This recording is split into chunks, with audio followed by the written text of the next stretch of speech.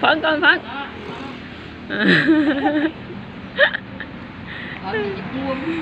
Con ham quá.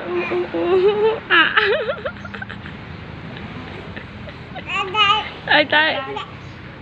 Dạ. Đây à. Cái ngược của ba đây ngược cút. Họ đây mà, họ đây. Ôi cái lặp ngựa ruồi đây.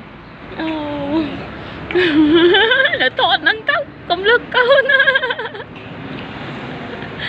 Họ đây. À, còn ba ngựa mơ. Ngược cút luôn, còn ngược của ba không? Dạ, họ ra. Ngược lên hồi chị.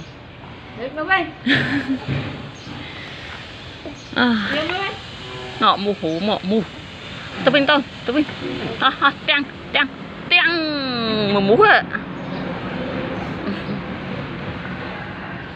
Vậy vài ván chuyện đấy.